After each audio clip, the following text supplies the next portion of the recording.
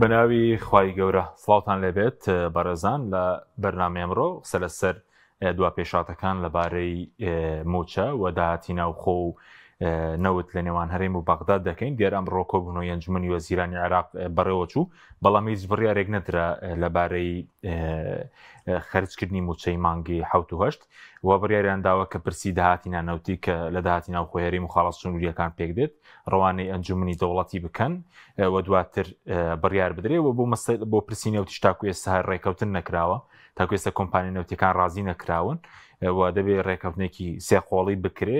کە کات بە فیرۆدانێکی زۆر هەیە لە بینی هەرێم و بەغداد لە کاتێکە لێکتێگەشتنی پێشووتر لە حەبدەی حەوت واژۆ کرا لە نێوان هەرێم و بەغدا یاخود ڕێکەوتنی لەسەرکرا، بەڵام دوای نزیکەی 2 مانگ تاکو ئێستا جێبەجێ نەکراوە ئەوەی کە پێویست بە داهاتی ناوخۆ و نەوت. لە بەرنامەی ئەمڕۆ باس لە وردەکاریەکان دەکەین. موچە بەکوێ دەگا لەگەڵ هەرێک لە بەڕێزان داراسیەکانیانی پەرلەمانتاری عێراق لە ستۆدیۆ لە هەولێرشەوە شوان ڕابەر ئەندامی سەرکردایەتی کۆمەڵی دادگەری. سوپاسیان بەدەبوونتان دەکەین. مامۆستادارە بەخێر بێن لە بەڕێستانەوە دەست پێ بکەین. هۆکاری چ بوو کە ئەمڕۆ ئەنجومەنی وەزیرانی عێراق هیچ بڕیارێکی نەدا لەبارەی موچە، بەتایبەت کە موچە خۆران چاوەڕێی موچەی مانگی 7 بە ناوی خوای بەخشندەی میهرەبان. سوپاس بۆیەوە، سڵاوی لە بیسەر و بینەرە بە ڕێزەکان، ڕێز و حورمەتمەیە بۆ جەنابی مامۆستا شوان. خەراتنی یەکەم دیارە بەداخەوە بەهۆی کەم تەرخمەکانی حکوومەتی هەرێم و حکوومەتی عێراقی فیدراڵ لەو نێوەندەدا فەرمانبەرانی هەرێمی کوردستان بوونەتە قوربانی. بەڕاستی ئیشی ئەنجومەنی وەزیران ئەوە نییە کە هەفتانەکۆ بۆ بڕیار بدا موچە بنێرە بۆ هەرێمیان موچە لە عێراقدا بەش بکرێ. ئەبێ سیستەمی ئیدارەی دەوڵەت وارێک خراپێ، ئۆتۆماتیکێن هەموو مانگێ فەرمانبەران وەکو مافێکی ئاسایی و یاسایی خۆیان موچیان پێ بدرێ. چۆن لە تەواوی عێراقا مانگانە فەرمانبەران جۆرێک لە گرنتی و زەمانەتیان هەیە بۆ موچە و شایستە داراییەکانی دەبایە لە هەرێمی شاوا بواە. تۆ ئەزمموی 33 ساڵ حکومڕانی لە هەرێمی کوردستان و بوونی یاسای بودجە و بڕیاری دادگای فیدراڵی و قانونی ئیدارەی مالی و کە ئەمانە هەمووی جەخت لەوەکەنەوانێک کە پێویستە شایستە دارایەکانی فەرمانبەران لە کاتی خۆیان بدرێ. بەڵام بەهۆی ئەوە حکوومەتی هەرێمی کوردستان پابەند نییە. ئەمڕۆ ئەڵێ لیستی موچەی مانگی ئامڕاوانەی بەغا کردووە کە 9 ئەیلولە کە بە پێی بڕیاری ئەنجومەنی وەزیرانی هەرێمی کوردستان خۆیان بڕیاریاندا بۆ هەموو دەیمانگێک لیستی موچە ڕادستی بەغا بکەن. بەس تەنها بۆ دابشکردنی موچە پێویستی بە لیستی موچە نییە، پێویستی ئەوەیە ئەبێ یاسای بودجەی گشتی عێراق جێبەجێ بکرێ، بڕیاری دادگای فیدراڵی و هەروها قانونی ئیدارەی مالی و ئەو ڕێکەوتنانەش کە بەردەوام مۆفدەکان هەمووشیانە و ڕێکەون لەسەری بەڵێنیان بە خەڵکدا و مژدەیان بە خەڵکدا و واژوویان کرد و ڕایان گەیان کە ئەمە هیچی نەچۆباری جێبەجێکردنەوانێ. لەبەرەوە تەنها لیست پێویست نییە ڕادەسی بەغا بکرێ، ئەبێن نەوت ڕادەست بکرێ، لە سا 50 داهاتی ئیتیحادی ڕادەست بکرێ. حکوومەتی هەرێم ئامادەنی هیچ کەنگاوێک لەوانە بنێت، تەوتینیش ناکە. ئەگەر پێمان وابێ ئەنجومەنی وەزیران هەر سێشەمەیە کۆ بۆ بڕار بدا موچە بنێرێ بۆ هەرێمی کوردستان، من پێم وایە ئەم چاوەڕێیانە لە شوێنی خۆی دانیە و لە ئەستۆی حکوومەتی هەرێمی کوردستان موچەی فەرمانبەرانی هەرێمی کوردستان دابین بکە. ئەم حکوومەتە حکوومەتێکە بە پێی دەستور قوارەیەکە و داهاتی خۆی لەبەردەستایە مؤسسەیەکە. پێمە ناکرێ بەڕاستی ڕۆڵ حکوومەتی هەرێمی کوردستان کەواتە بووە وەکو بانکی لە هاتووە پارە تەوزیعەکە بەغا بۆی بنێرە ئەم دابەشی بکە. ئەمە کەی پێوترێ سیستەمێکی سەرکەوت و ئیدارەیەکی وڵات. بەداخەوە بەمانای وشە ئەزمموی حکومڕانی لە هەرێمی کوردستان ئەزمموێکی شکست خواردوو بووە، بەمانای وشە ئەو بەڵێنانە دایان بە خەڵک لە ڕابردووە جێبەجێیان نەکرد، بەمانای وشە پابەند نەبوون تەنانەت بە واژوو ئیمزا و ڕێکەوتنەکانی خۆشیانەوە. لەبەرەوە هەرێمی کوردستان من پێم وایە یاری بەکاتەکە چاوەڕوانی ئەوەکە لە عێراقا گۆڕانکاریەک ڕوو بدا کە پێی وایە من ئەمە تەسەوری خۆمە، پێی وایە عێراقمی ئەشێوێ کە ئەشێوێ بەسەرێکایتر پێی وایە بەس کوردستان سەلە. وەڵا من قەت قەنەعەتم بەوە نییە لە عێراق بشێوێ و بەرئاگر و ئاسمکەوە و کوردستانی سەلامەت بێ لەوەندەدا کە من پێم وایە ئێمەش لەسەر هێڵی ئەو سیراع و ململانەیەین و دوور نییە ئەگەر حەکیمانە مامەڵە نەکەین کوردستانیش تووسی زیان گەورە بێ. جارێک چارنووسی موچەی دوای لەسەر ئەنجومەنی دەوڵەت قسە دەکەین چۆن و ئایا چۆن بڕێر دەبەست ئێستا هیچ بڵێن موچەی مانگی 7 وا دەکەی دیار نییە. حکوومەتی هەرێمی کوردستان و حکوومەتی عێراقی فیدراڵ ڕێکەوتنێکیان واژۆ کرد لە دەستگاکان ڕاگەاندنا بڵاویان کردوانێ کە ئەبێ حکوومەتی هەرێمی کوردستان نەوت ڕادەستی عێراق بکە و ڕادەستی سۆمۆی بکە. ڕۆژانە هەرێمی کوردستان 50,000 بەرمیل بۆ خۆی گل بداتوانێت بۆ پێداویستی ناوخۆی. ئەمە کەی بوو مانگ زیاترە هەتا ئەم لە حەزێ هەتا ئەم لە حەزەیە کە من و تۆ ئێستا گفتوگۆەکەین وەکو ڕادستکردنی مەلەفی نەوت وەکو نەوت ڕادست نەکراوە بە قسە و ئەواناڵن بەڵام لە دنیای کردداریە ئەمە خاڵێکی تران ئەو مەسلەی داهاتی نانەوتی تا ئێستا سیرا خلافێکی قوڵ لە نێوان هەردوو لاداهەیە لەسەر داهاتی ئیتحادی و غێری ئیتحادی گرفتەکە لێرەدایە کاک حەچیم لە ساڵی 2019 یەکێتی و پارتی لە ئەنجومەنی نوێنەران لە عێراق دەنگیان داوە بە یاسایەک ناوی قانونی ئیدارەی مالیەیە لەم یاسایە ئاماژە بەوە کاکە داهاتی ئیتحادی و نائیتحادی چییە لەوەیە بڕگەیەکی تایە کە هەرێمی کوردستان وەکو پارێزگایەک مامەڵی لەگەڵاکە بۆ حکوومەتی هەرێمی کوردستان و دەسەڵاتداران لە هەرێمی کوردستان لە 2019 هەتاوکوی ئێستا سکاڵایەکیان نەکرد لە دادگای فیدراڵی بڵێن تەوزیحێکمان لەسەر ئەم بابەتە بۆ بدەن وەزیر دارایی کورد بووە خاڵێکی تر ئەم بابەتە مادام ناکۆکی هەیە هەرێم لە بەرژەوەندی خۆی تەفسیری قانونەکە ئەکا بەغاژ لە بەرژەوەندی خۆی ئێدە بۆ کاتە ئەم پرسەیەک لا بکرایەوە نەک دوای ئەوەی ئەم هەموو قوربەسەری و نەهامەتی و نەکبەتێ بۆ خەڵکی کوردستان دروست بوو و ئێستا ئێمە لە مانگی نوێین موچێ مانگی 6 بە تەواوەتی دابش نەکراوە من دڵنیام بۆ ئەم 4 مانگەی کە ماویشە ئایا 6 موچە دابەشەکرێ لە 4 مانگە کامە لە کاری حکوومەتی هەرێمی کوردستان ناوەشێت دوای دێمەوە خزمەتە سەر ئەنجومەنی دەوڵەتیش چۆنێک لای دەکاتەوە داهاتی نانەوتی دێمەوە خزمەت ماوەسە شووە سوپاسی بەڕێزشی دەکەین سەرنجی بەڕێزشت چیە لەسەر ئەو کات بە فیرۆدانەی کە لە پرسی مەلەفی داهاتی ناوخۆ لە بینی هەرێم و بەغدا و لە پرسی نەوتیشەیە کە ئێستا خۆران بوونەتە قوربانی و ئێستا موچەی لە مانگی نۆین موچەی مانگی 6 دابەشکراوە هەندێکیشان بۆی کێشەی ئەیتیێم و هەژماری من لە سلێمانی ئەویشیان وەرنەگرتووە بەڵێ سەرەتا بەناوی خۆی بەخشندەی میهرەبان زۆر سپاس بۆ جەناب بۆ کەناڵەکەتان ڕێز و تەقدیرم بۆ بینەران و بیستەرانی بەڕێز و ئازیز هەیە سڵاو و ڕێزم بۆ مامۆستا دارا هەیە طبعاً ئەوە دیارە کە ئەمڕۆ لە بەغدا ئەنجومەنی وەزیرانی عێراق کۆبوونەوەی خۆی کرد لە کۆبوونەوەکە سەبارەت بە کێشەی داهاتەکانی هەرێمی کوردستان واتە داهاتی نەوتی و نانەوتی نەگەیشتە ئەنجامێک بەو مانایە بەو ئاراستەیە کە ئیجابی بی یا چارەسەر بی دیارە بڕیاریاندا کە ئەم پرسە تەحویلی ئەنجومەنی شورای دەوڵەت بکرێ ئەم ئەنجومەنە ئەنجومەنێکی باڵای یاسایی و دەستوریە بۆ حل و فەصلی نیزاعی ئەقالیمەکان ئەگەر ئەقالیم لە عێراقا بن یاخود محافەزات یا بە شێوەیەکی گشتی بۆ کێشە دەستوری و یاساییەکانە ئەگەرچی هەندێک لە وەزیرەکان پێیان باش بووە کە تەحویلی دادگای فیدراڵی بکرێ بە هەر حاڵ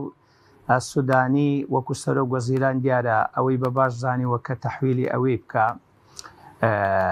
پێم وایە لەو سۆنگەیەشەوە وەیە کە دەزانی لە ڕووی یاسایی و لە ڕووی دەستوریەوە بەیانی ئەنجومەنی شورای دەوڵەت بڕیارێکی یاسایی دەردەکەن کە لە ساڵحی عێراق دەبی لە دژی هەرێم دەبی چونکە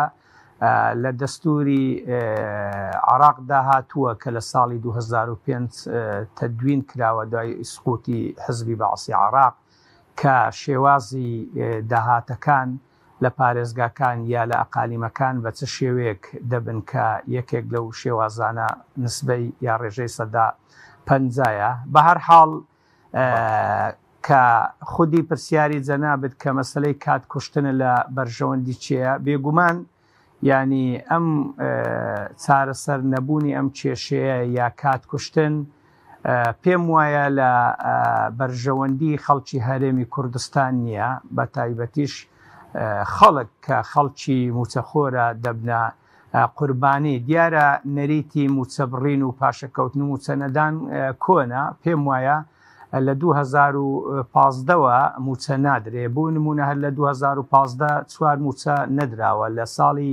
2020ش حەوت موچە نەدراوە ئێستا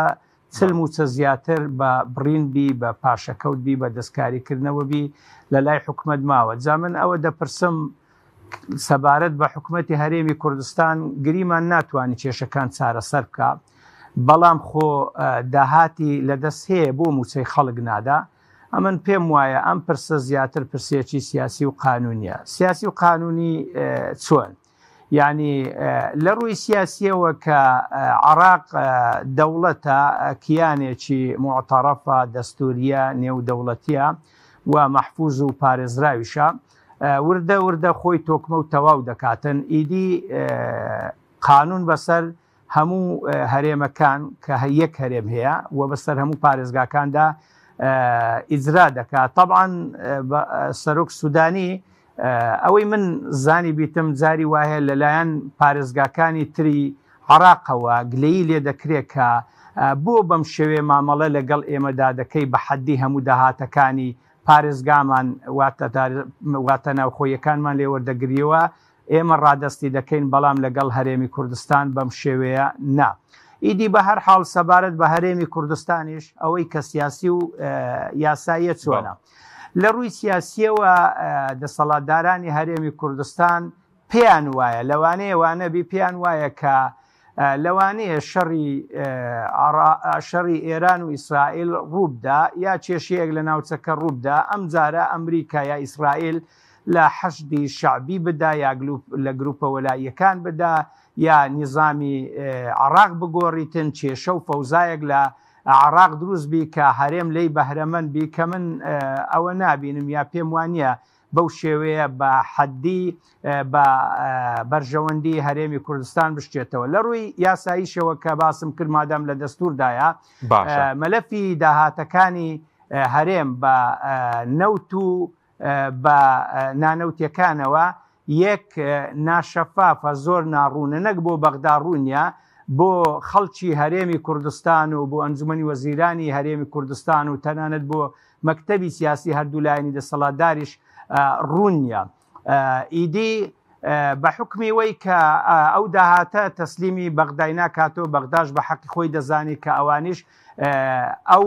ئیستحقاقەی نەدەن کە داوایان کردووە دەنگم تێکەڵ دەبی کە داوایان کردووە ئەو نەوتەی کە ئینتاز دەکرێتن 50,000 بەرمیلی ڕۆژانە بۆ ناو مەساریفی ناوخۆبی ئەوەی تر ڕادستی سۆمۆ بکرێ. لەوانەیە لە بەرژەوەندی هەرێمی کوردستانیش بێت چونکە هەرێمی کوردستان عەفوەن عێراق یعنی لەوانەیە تەعاملی ئیجابی تر بی لە ڕووی نسبەی داراییەوە لەگەر شەریکاتەکان بەڵام هی هەرێم زۆر هەرزان فرۆش بی بەڵام کە هەرێم نەوت بە قاچاق دەفرۆشی ئەوان بە بەرژەوەندی خۆیان دەزان فعلەم چونکە ڕسوماتی شەریکات نادەن و داهاتەکەش بە ئارەزووی خۆیان تەڕاتێن پێوە دەکەن و خەرجی دەکەن و هەروەها کەس نازانی کە ئەم پارەیە چەندێ و بەبێ حسابیش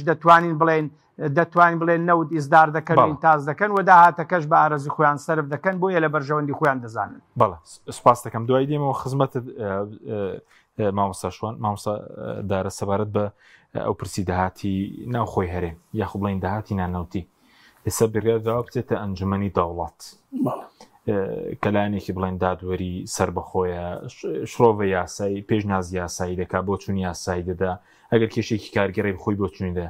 دەتوانێت ئەم پرسەیەک لا بکاتەوە ئایا لە ماوەیەکی کەم دایگلای دەکاتەوە چەندی لە داهاتی ناوخۆی هەرێم لە خاڵەسوونەکان چەندی پشکی بەغدا چەندی پشکی هەرێمە دیاران بابەتە هەر لە یاسای بودجە و لە قانونی دارایی مالیە چارەسەر کراوە بەڵام وەکوتم تەفسیری هەرێم یا تەفسیری عێراق جیاوازە بۆ داهاتی اتحادی و غێری دارایی ئەوەی کراوەتەوە باز لە پارێزگاکانە و باز لە 150 داهاتی اتحادیەکە بەڵام ئێستا عێراق ئەڵێ هەموو داهاتەکان ئەگرێتەوە هەرێم ئەڵێ نەخێرە ئەوانە گرێتەوە هەندێ دام و دەستگان جۆرە لە جۆرەکان تەفسیر بۆ دەقەکە جیاوازە هەر لانەیان بە شێوازێکی تر تەفسیریەکە. ئەم بابەتە کە ئەمڕۆ ئەنجومەنی وەزیران داوێتی بە ئەنجومەنی دەوڵەتی پێوەنەی ئەنجومەنی شورای ناوەنەی ئەم بابەتە بە فعلی دەبواە بدرا بە دادگای فیدراڵی بۆ لەبەر ئەوە لە مادەی 6 لە دەسەڵاتەکانی ئەنجومەنی دەوڵەت با بڵێن ئەنجومەنی شورا زۆر بە وازحی باسی دەسەڵاتەکانیەکە ئەو ڕێی وەرە گیرێ یا مشاوەرەی پێ ئەکرێ یا یەکلایە کاتوانێت لەو پرسانەیە کە جێگای مشتومڕ و ناکۆکین لە بینی وەزارەتەکان و ئەو لایەنانەی کە بەستراون بەستراونەتەوە بە وەزارەتەکانەوە یا سربەخۆن هەیە دەست سربەخۆکان لە عێراقا لێرە ئێستا بەڕای من ئەمە ڕای خۆمە هەرێم مافی ئەوەی هەیە بڵێ هەرێم محافەزە نییە تا کێشەی لەگەڵ عێراقا هەبێ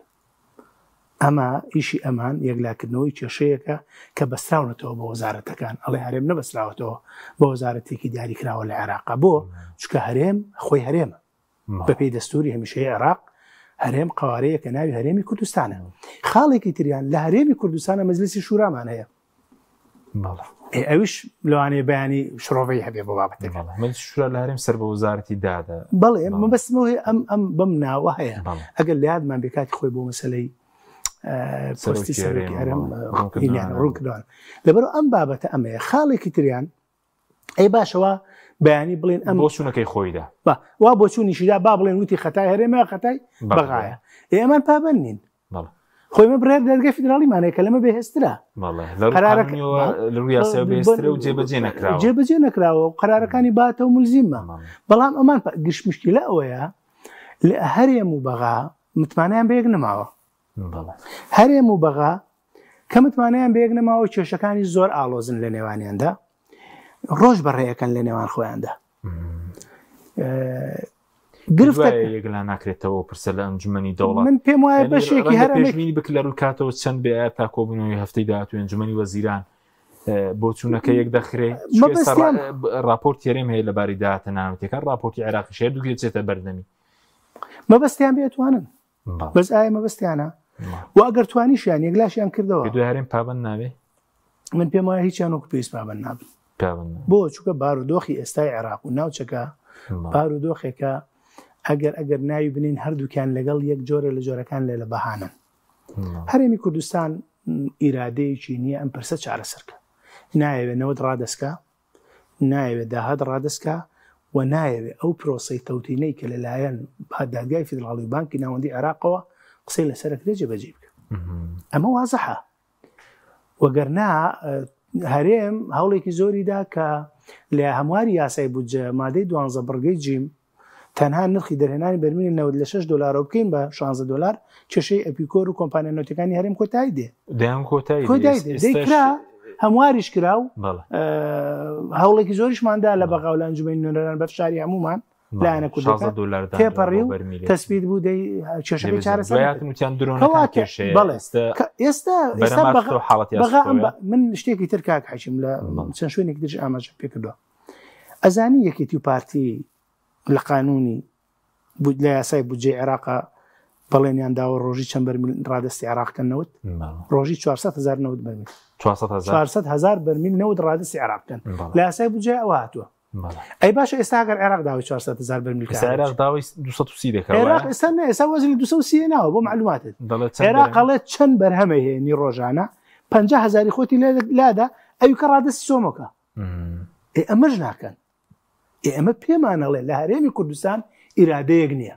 ئەم هەرێمە من لەم بابەتەی تێناگەم لەم بابەتی هەرێم پێی وایە حکوومەتی عێراق حکوومەتێکە دژی قوارەی هەرێمە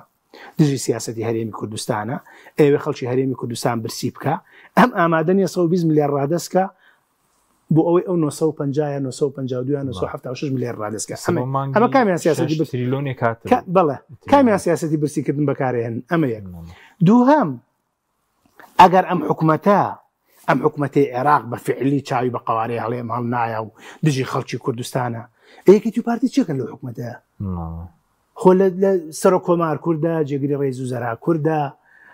ئەمە وەزیر دەیکاکە با هەموو واز لە بەغابێن و بکاکە بڵێنەوە ئەم بەغای بالفعل دژی کووردە دژی قوارەی هەرێمی کوردستانە ئەوێ سزای خەڵکی کوردستان ئەمە هەردوێنێ و پێرێ پارتی وەکێتی 19 پلە تایبەت و سەفیریان وەرگر لە حکوومەتی عێراق کە ئەم بابەتە من پێم وایە بەداخەوە بە کورتی گەشتبینی بەوەی ئەنجومەنی دەوڵەت بۆ چوونەکەیان بەهاندوەربیگیرێ بۆ چوونەکەیان هەرچی بێ پێم وانە پابند بن وەکوتم بڕیاری دادگای فیدراڵیمان هەیە پابندین پێم و ژووری تەحکیمی پاریسمان هەیە یاسای بودجەمان هەیە بەندی دەستوریمان هەیە کە لە هەمویان بە قوترە لەبەر ئەوە ئیرادەیەک نییە ئەیانەوێت درێژە بەم کێشەیە بدەن و یاری بە قوتی خەڵک بکەن و من پێم وایە بەڕاستی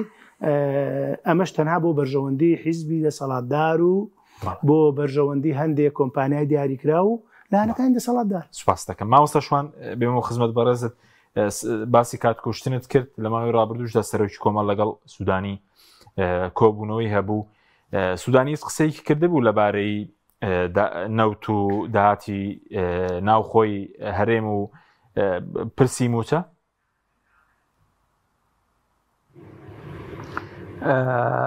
طبعا چەند ڕۆژێک بەر لە ئێستا بەڕێز مامۆستا عەلی باپیر سەرۆکی کۆمەڵ سەردانی بەغدای کرد لە سەردانەکە هەم سەردانی سەرۆکی حکوومەت و سەرۆکی کۆمار و سەرۆکی پەرلەمانشی کرد. دیارە لەگەڵ سەرۆکی حکوومەت وەکو سەرۆکێکی معنی یا جیهەتێکی معنی و پەیوەندیدار مامۆستا بەجددی باسی لە مەسەلەی موچە و شایستە داراییەکانی هەرێم و خەڵکی هەرێمی کوردستان کردبوو بەو مانایی کە پێویستە ئیستحقاقی خەڵکی هەرێمی کوردستان بدرێ، ئیستحقاقی خەڵک نەکرێتە قۆچی قوربانی پێناو ململانەی سیاسی یا پەیوەندیە نێگەتیفەکانی هەرێم و بەغدا. بە هەر حاڵ ئەویش وەکو جوابێکی قانونی دابوویەوە بەو مانایی کە ئێمە پێشتر هەم لە دەستوردا شتێکمان هەیە هەم یاساشمان هەیە و لە ڕێکەوتنەکانیش ڕای عراقمان لەگەڵ هەرێم باس کردووە کە ئەو بڕێی کە فیدرالیە و ئیتیحادیە پێویستە هەرێم تەسلیمی بکە کەچی هەرێم تا ئێستا پێوە پابند نییە، بۆیە ئێمەش ناتوانین بە تەنیا وەکو ئیمتیازێک لە چاو هەموو پارێزگاکانی عراق بە هەرێمی بدەین مامەڵەیەکی بەو شێوەی لەگەڵدا بکەین لە هەموو شتێکدا چاوپۆشی لێ بکەین، چونکە شتەکە وەکو هاوچێشە وایە بەیەکەوە پابەندە دەبێ هەرێم ئەوەی لە سەرەتی ڕادستی عراقی بکەوە ئەو سا عراق ئەو شایستە دارانیانە بە هەرێم بدا. ئیدی بۆیە وا تەوقع دەکرێ کە لە داهاتوودا ئەگەر تا هەڵبژاردن ئەنجام بدرێ یەک موچەش بدرێ باشە و بەپێی خەڵکێکیش کە شارەزای ئەو مەسائیلانەیە سودانی لە سەردەمی خۆی تا ڕادەیەک نەرمیشی نواندووە، جا ئەو نەرمیەی لە باشی خۆی بووە لەبەر ئەوەی بووە کە بەرەو هەڵبژاردن دەچین. بە هەر حاڵ لە سۆنگەی ئەوە کە هەرێم پابەند نییە بە ڕادەستکردنی داهاتەکانی هەم نەوتی و هەم نانەوتی وەکو گومرگ وەکو ڕسومات وەکو باج و ئەوانە. خۆ لە سەردەمی سەرۆکەکانی پێشترێش تەماشە دەکەین لە سەردەمی مالیکی 700 ملیار دینار بە هەرێم دەدرا وێ ڕای ئەوەی کە 400 و قسوور هەزار بەرمیل تەزدیر دەکرا و ئینتاز دەکرا. ئیدی هەندێک لە لێدواندەرانی هەرێمی کوردستان بە شێوەیەک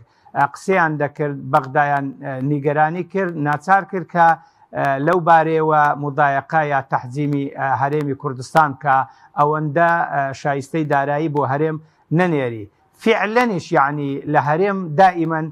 نەوت زۆر ئینتاج کراوە، زۆر هەنار دەکراوە، لەوانەیە ئەگەر ئیلا بۆ خۆیان چەند کەسێک بزانن ئەگە نەشمارە حەقیقیەکەی هیچ کەسێک نەزانیتن. ئیدی دومێنێت تۆ لە داهاتوو ئایا و کێشەیە چۆن چارەسەر دەکرێت یامەستی چێ دەکرێت؟ پێم وایە بە ناچارەسەرکراوی بەجێ دەمینێ، بەڵام بەڕاستی خەڵکی هەرێمی کوردستان ینی زۆر نیگەرانن، زۆر هەراسانن، زۆر زەرمەندن، زۆر زیارمەندن، کەچی ڕۆژانەش دەبینن کە باڵەخانەکانی خەڵکی بەرپرس لە لایەنە دەسەڵاتدارەکان بەردەوام بینا دەکرێت و بازرگانی نێودەوڵەتیان لە برەودایە و خانەوادەیان لە خۆشگوزەرانیدایە. تەنانەت ئێستا وای لێ هاتووە خەڵکێک لە میدیاکان مەساریفی هەندێک لە مناڵەکانی بەرپرسەکان بڵاو دەکاتەوە پێی پێدەبا دەزانی، یعنی ئەوەش دەبێتە مای نیگەرانی خەڵکو و کاردانەوە لە داهاتوو بەتەکید. بەڵێ وەکو پرسی هەڵبژاردن کێمە لە بەردەم هەڵبژاردننی پەرلەمانی عێراقیشین لە مانگی بڵێن 11 لە دەیدەوە بانگشی هەڵبژاردن دەست پێ دەکات. تا چەندێک سوودانیش بە بۆ چوونی بەڕێزت مەترسیەوەی هەیە گەر زیاتر دەست شلکا بۆ هەرێم زیانی بەربکەوێ و لایەنەکانی دیکەوەکو و پرسێکی هەڵبژاردننیش دژی بەکار بێنن. بەڵێ من پێم وایە سەرۆک سودانی ئەویش کەسێکی سیاسی و سیاسەتمەدارە وێڕایەوەی کە پۆستێکی ئیداری هەیە بەڵام خاوەنی تەیارێکە و سیاست دەکا و حساب بۆ هەڵبژاردن و دەنگەکانی و مستەقبەلی خۆی دەکا. ئیدی لە ڕابردوو عەرضی لەگەڵ هەرێم کردووە واتە جۆرێک لە نەرمی نواندووە و بە یاساش قسە دەکا. یاسا ئەوەیە کە هەرێم دەبێ داهاتە فیدراالیەکان ئەوەی کە پێوە پابندە پێوە پابندبی ڕادستی بەغدای بکە ئەو ساحە بەغدا شایستەدارایەکانی ڕادستی ئێرە بکە. بۆیە پێم وانە لە سەروبەندی هەڵبژاردن کە دەچینە 11 سودانی لەوە زیاتر نەرمی لەگەڵ هەرێم بە خەرج بداتن. بەڵام ئەوە ئەرچی سەرشانی هەرێمە کە داهاتە فیدراالیەکان ڕادست بکە و کێشەکانی لەگەڵ بەغدا چارەسەر بکە وە سووی ئیستیفادا لە یعنی شتێک نەکە کە نامتەوەقع بی یا وەهمی بی کە لە داهاتوو چ لە عێراق و دەدایاننا لەوەش گەورەتر ئەرچی سەرشانی هەرێمی حکوومەتی هەرێمی کوردستانە کە ئەو داهاتانەی کە دێتە دەستی بتانی موچە خۆران بدا بۆ ئەوەی جۆرێک لە بێمنەتی بەرامبەر بە بەغدا پیشان بدا و ناڕزایی خەڵک کب بکاتەوە و خەڵک تووشی هەستان و ڕاستان و ڕێنساس نەبی لە هەرێمی کوردستان بە جۆرێک کە گۆڕانکاری لە هەرێم بکرێ پێش هەمووان دەسەڵات زەرری لێ بکە یاخود میلەت زەریبەی بداتن چونکە ئەو نمونانە لە واقعدا هەن لە دنیادا هەن. هەر نمونەی ئەمڕۆ کە ڕوویدا لە وڵاتێکی وەکو نیپال کە چەند ڕۆژێکە خەڵک لە شەقامە کە 20 کەس لە خۆپیشاندەران کوژدرا بەڵام کۆتایی دوومایی بە چ هات شوێنی سەرۆک وەزیرانیان سوتان حکومەت لە پاڵیەک هەڵوەشایەوە وەزیری دارایی ئەگەر چی یانی موچەی خەڵکیشی دابوو وەکو ئێرەش نەبوو بەڵام خەڵک بە بەرچاوی میدیاکان بەبەر شەقیدا. یعنی ئەوانە لە ڕابردوو لە شوێنان بووینە نمونەی واش بۆ لە هەندێک شوێن یعنی ئەزمەیەکی دارایی بەسیت هاتۆتە ئارا وەزیری دارایی یا تەنانە سەرۆک حکومەتیش ئیستیقالەی داوە بەڵام ناخۆشبەختانە لە هەرێمی کوردستان گەورەترین کێشەی سیاسی ئیداری ئابووری ئەمنی ڕوودەدا خەڵک پۆل دەکوژێ جاری وا هەبووە بە تەقینەوە یعنی چەندان سەرکردە و سیاست مەدار کوژراون بەڵام یەک کەس نەبینیوە بەرپرسێکی پایینیش خواروش یعنی ئیستیقالە بدا ئەو نەریتە لێرە نییە تا استیقالە بدا تا بەدەم خەڵکەوە بچن تا لەسەر مەسەلەن بڵێن گەندەڵی خەڵک محاسبە بکرێتن. یعنی ئەگەر تا ئێستا چەند وەزیرێک چەند بەرپرسێک محاسب بەکرابانە و خەڵک زانی با و میدیاکان زانی باین بە تەکید یعنی زۆرێک لە بەرپرسەکانی تر تەمبێ خواردوو دەبوون بەڵام نەریتی باو لە هەرێمی کوردستان ئەوەیە کە خەڵک شەڕ لەسەر مەسئولیت دەکا بۆ چونکە بە ماوەی چەند ساڵێک بە بوونە مەسئول بە تایبەتیش مەسئولانی باڵا دەتوانن خۆیان تێر و تەژی بکەن لەسەر کەوری خەڵک دەتوانن یعنی بە جۆرێک بینای دارایی و داهاتیان بکەن بۆ چەند نەوەی دادێش یعنی لەسەری بژن و لەسەری بخۆن هێشتا کۆتایینێ ئێستاگەر تەماشای دەسەڵاتدارە باڵاکان بکەین وەڵاهی ئەوەندەیان هەیە یعنی ئەگەر 100 ساڵیش یعنی نەوەکانیان بیخۆن هێشتا کۆتایی نایە یعنی ئەو پاریان بۆ چییە لە کاتێکدا کە زۆر نامەحبوبن بەرامبەر بە میلەت یعنی منکوبن منبودن. بەڵێ سوپاس دەکەم مامۆستا دێمەوە خزمەتەکە دەرفەتمەن مامۆستادارە سەبارەت بە ئەو باسی داهاتینا ناوتیت کرد ئەی نەوتەکە یعنی ئەو شەر لەبەر دووبارە گرێکوێرەکە هەروەکو خۆیەتی هەروەکو سەرەتایە کە کۆمپانیەکان ڕازی نین داوای شایستەدارەکانیان دەکەن داوای گەرانتی دەکەن بەغداش دەڵێ بڕۆن لەگەڵ هەرێم ڕێ بکەونەوە ئیشی هەرێمە. ئەم بابەتی نەوتە بابەتێکی ئالۆزە بەداخەوە لە هەرێمی کوردستان لەبری ئەوەی نەوت ببێتە مای خێر و بەرەکات و بێتە مای پێشکەوتن و ئاوەدانی و سەرمایە بۆ خەڵکی کوردستان بەداخەوە بوون بە نەکبەتی و ماڵوێرانی و دەردی سەری و قەرزانی و قەیران بوو بە قەرز و قەیران بۆ خەڵکی کوردستان. ئێمە تێناگەین هەرێمی کوردستان ساڵانێکە نەوت ئەفرۆشێ لە دوای ئەوە بەرهەمی ئەو نەوت فرۆشتە قەرزار بووە حکوومەتی هەرێمی کوردستان لە قەرزاری بۆ خۆیان ئەڵێن قەرزاری کۆمپانیەکان لەلایەک و قەرزاری ئەوەشن کا لەبەر موچە خۆران ئەم هەموو موچی بەڵێندەران یعنی هەموو کەرتەکان ئەتوانم بڵم حکوومەتی هەرێمی کوردستان سزای داون بە ناوی ئەم بارودۆخە سەختەی ئابوووریەوە کە لە کاتێکە ئێستا بە ئێمە ساڵی 2024 وەربگرین بە نمونە ئەگەر هەڵا نەبە مابزانام 309 ملیاریان داوە بە حکوومەتی عێراق 399 ملیاریان ڕادەست کرد ئەوانیش موچەی 11 مانگیان ناردوو ئەوان 10 تریلیۆنیان ناردوو 10 تریلیۆن و 700 بۆ موچەی مانگی 12 441 ملیاریان ناردووە ئەمە ئەوەی لە بەغاوات بۆ ئەم 2025 تا ئێستا 6 موچە هاتووە لە بەغاوە موچەکانی تر لە بینی 950 ملیارەوە تا تریلیۆن 6 تریلیۆن هاتووە مامۆستا هەرێم چەندی پارە داوە لە داهاتی ناوخۆ بە عێراق 439 بەڵێ 439 ملیار 400 بۆ چووکە 9 دابوو بۆ 4 مانکە ئەم دوو مانگەش 240 داوە ڕێیەک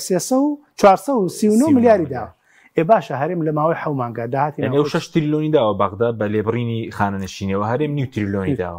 نەگەشتە نیویش بەڵێ نەگەشت باشە ئێمە تۆ بۆ ئەمە ڕێناکەوی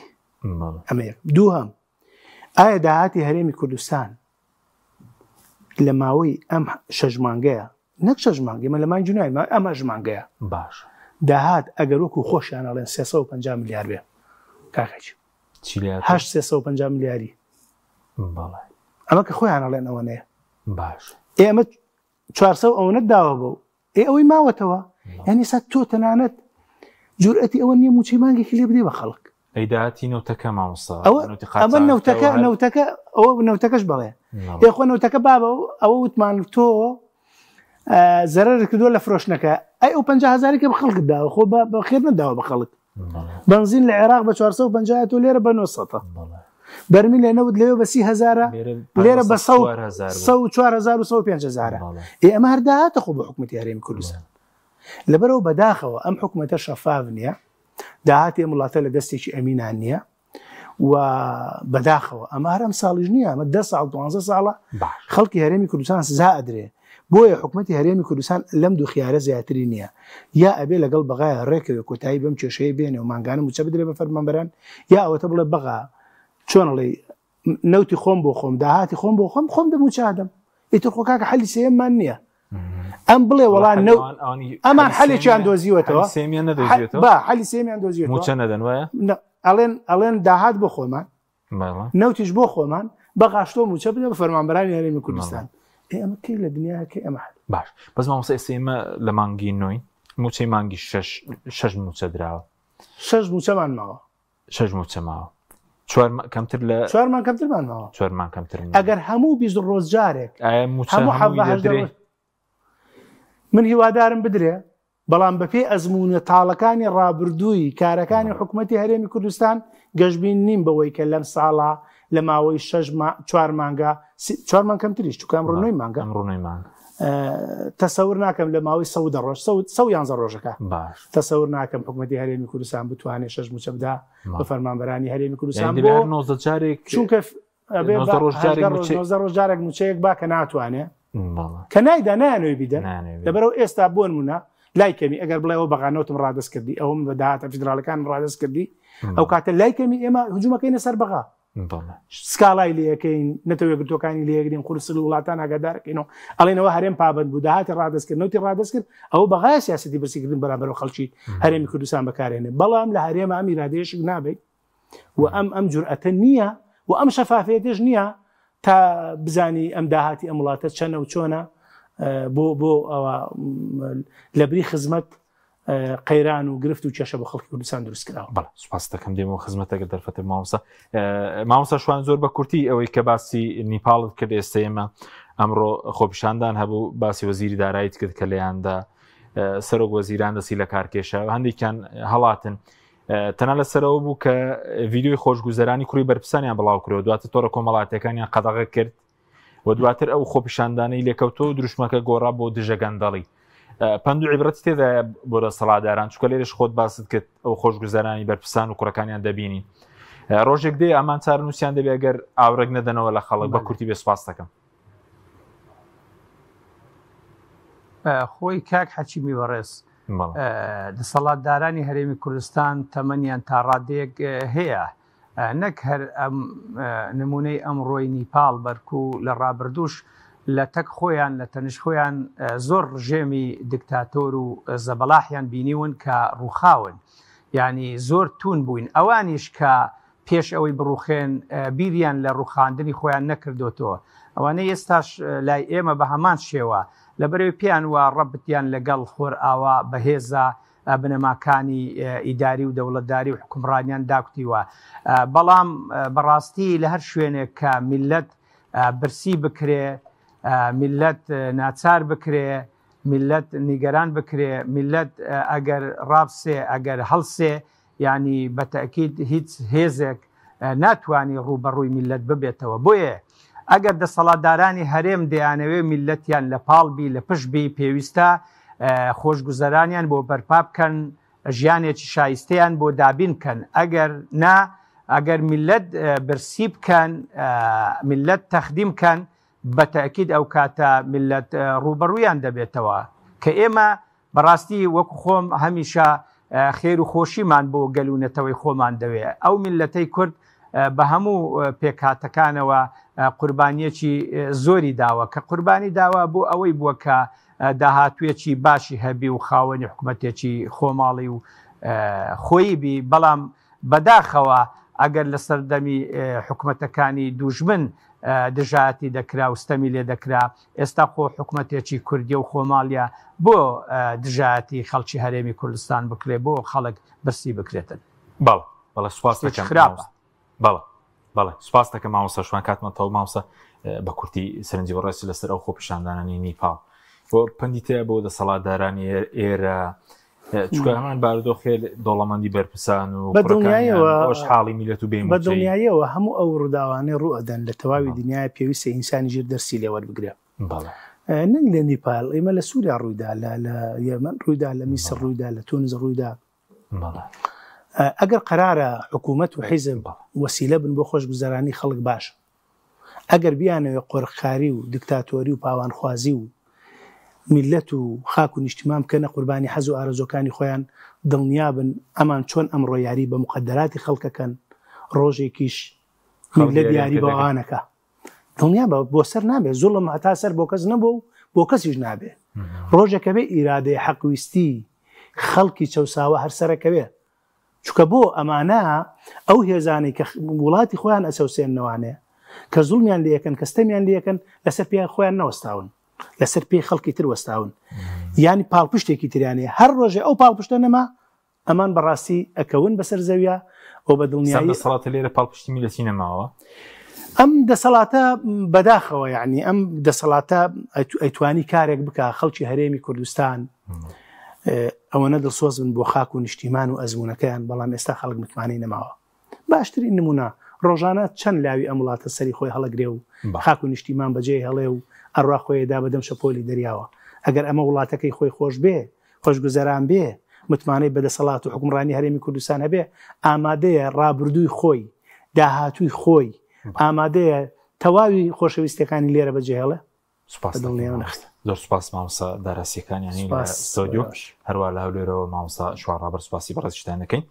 سوپاس بۆ بینیرانی مەڕێ سوپاس بۆ هاوکارانم خواتان لەگەڵ